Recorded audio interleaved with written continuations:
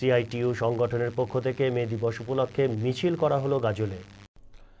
বামফ্রন্ট কার্যালয় থেকে মিছিল বের হয়ে গাজল এলাকা পরিক্রমা করে বাসস্ট্যান্ডে শেষ হয়। বাসস্ট্যান্ড এলাকায় 512 নম্বর জাতীয় সড়কের ধারে পতাকা উত্তোলন এবং শহীদ বেদিতে মাল্যদান করেন সংগঠনের কর্মীরা। উপস্থিত ছিলেন সিআইটিইউ এর সম্পাদক মোশাররফ হোসেন, বামফ্রন্ট জেলা সম্পাদক অম্বর মিত্র, বামফ্রন্টের নেতা সুজিত দাস, অরুণ দাস, ধীরেন ঘোষ সহ অন্যান্যরা। আজকে আমাদের মিছিল গাজল পার্টি অফিসে আমাদের শুরু হয়েছিল।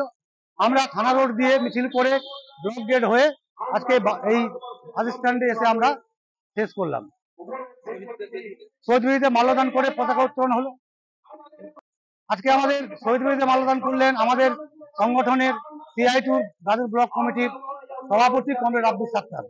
এই দিনে যে শ্রমিকরা 8 ঘন্টা কাজের যে দাবি আদায়ের জন্য যে প্রাণ দিয়েছিল, শহীদ হয়েছিলেন, সেই শহীদদের প্রতি স্মৃতি জানিয়ে আজকে আমরা শহীদ বেদিতে মাল্যদান করলাম।